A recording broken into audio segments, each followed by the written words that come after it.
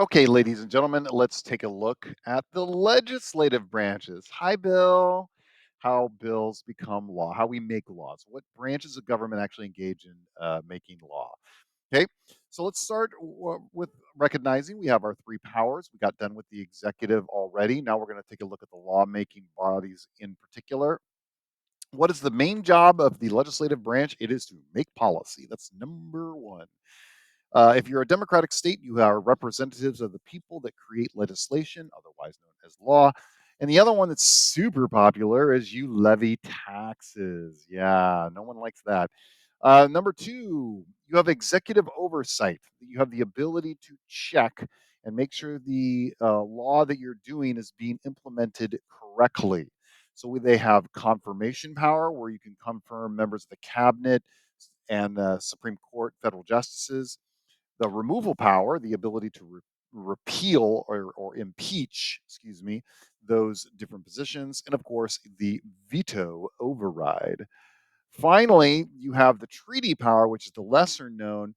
The executive branch gets to make the treaty, but in most, especially presidential style governments, it's actually the legislative branch and usually the upper house that approves the treaties made by the executive. So just because a president says, "Hey, we're going to become a part of this organization with this treaty," if the legislative branch says no, then that's not going to happen. Okay, and understand that for legislative branch to actually work effectively, it must be independent from the executive branch. Okay. You can't have the president being able to make law or have their own oversight, nobody looking over them and basically dictating things. For a legislative branch to be in a democratic society effective, it must be an independent branch of government that has power to check the executive. Okay. So let's take a look at our legislative bodies, our upper and lower house, okay, and who really puts them into power. Of course, the upper house in the UK is the House of Lords, who are appointed by the monarch on recommendation of the prime minister. And we have the House of Commons that is directly elected by the people. Which house is stronger? The House of Commons. In Mexico, we have the Mexican Senate and the Chamber of Deputies. Both are elected by the people. Who is stronger? The Senate by a little bit. It is the standard upper house. In Nigeria, we have the Senate and the House of Representatives. Sound familiar? And they are both directly elected by the people. Who is stronger? The Senate, again, by a little margin. In Russia, we have the Federation Council, who is appointed by governors who were otherwise appointed by the president. And we have the Duma, who is, elected by the people. And the Duma is, of course, stronger. In Iran, you only have a unicameral legislature, and unicameral legislatures have one house, and that house is called the Majlis, and it is, of course, elected by the people. Remember, in Iran, though, even those members are vetted by the Guardian Council. And in China, you have the National People's Congress, who is elected but is party controlled. The party decides who gets on the ballot. Okay. Now, notice, by the way, that there are two houses in most countries. And in China, you have the National People's Congress. And we're going to get to the other kind of part of that too. Um, these are unicameral, one house legislatures, and these are bicameral, two house legislators. So it requires more of a compromise when you have two houses to get legislation passed. Again, greater potential for gridlock when you have different parties that exist within these different houses in the legislative branch. Remember that in Iran, democracy can be kind of warped and manipulated because you don't have a real democratic government. You have the Guardian Council that kind of sits back and then controls even the legislative branch. You cannot have an election that is not vetted, the candidates vetted by the Guardian Council to choose if they are meeting the requirements of Sharia law. Now, there are other legislative bodies, what the Constitution says versus what really has the power. So the two we're going to look at here is Iran. Iran, according to the 1906 Constitution, the Majlis is directly elected by the people, and it's supposed to have the legislative power.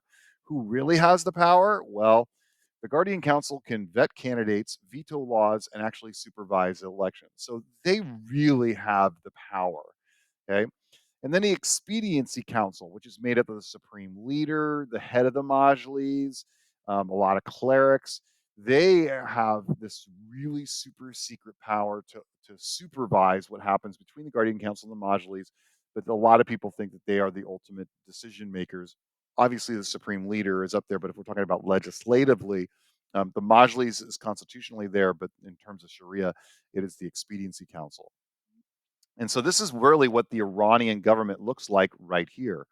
If you notice, you have the electorate that does cast an election, but of course, the Guardian Council is that interruption right there that allows for who is going to actually be put into power, whether it's the supreme leader who can be, whether it's the president who can be voted in, the parliament can be voted in, and the assembly of experts here. Remember, the assembly of experts actually chooses the supreme leader. But of course, if half of the Guardian Council is from the supreme leader, and half of the Guardian Council is from the head of the judiciary, who was chosen by the supreme leader, then whoever is going to be in these three positions, they're going to have their candidates vetted by the Guardian Council. The Guardian Council has the ability to really manipulate even legislative seats. Okay.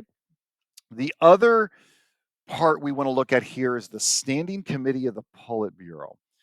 The real decision makers are not the National People's Congress. That's really a rubber stamp to give Xi Jinping and the Chinese Communist Party legitimacy. Oh, look, we have these elections. Sure, the Communist Party decides who's actually on the ballot, but people still can cast a vote. There are no free and fair elections in China, zero.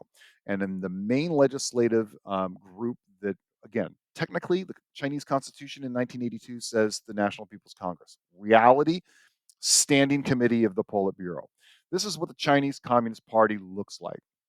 At the very bottom, you have the National Party Congress. This is kind of the one they meet not every year, they meet every 5 years, and they really decide where China is. Oh, by the way, notice 5 years, 5 year plans, where the Communist Party decides what the agenda is going to be for the country. Okay.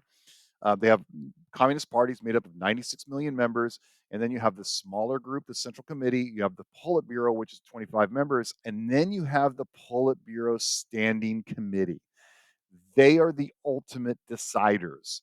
Okay, they are the creme de la creme. Now, back in the day, we used to have Hu Jintao and the president, and the standing committee really kind of was the head, and Hu Jintao almost represented the standing committee. Now, however, with Xi Jinping, he's managed to basically purge the standing committee of anybody that will go against him. So, right now, the Chinese Communist Party, sure, the Politburo Bureau Standing Committee is the ultimate legislator of what happens in China, but the party is Xi Jinping. He is the party. Chinese Communist Party runs everything in China, but he is the party. So he is the ultimate decision maker. And remember that we have a parallel government in China. We have the party brand that sits there and oversees the actual governments. And then you get all the president and everything else. But when it comes down to it, the brain of the party is the standing committee of the Politburo. They run everything, and of course, since Xi Jinping is the head, then then he essentially runs everything. Remember, neither Iran or China have independent legislative branches, and for that matter, constitutionally, really Russia doesn't either. But that's really kind of a nebulous thing. But for a guarantee, the Majlis in Iran, National People's Congress in China, not independent legislative branches, so they really don't have the ability to work independent and outside of the executive branch.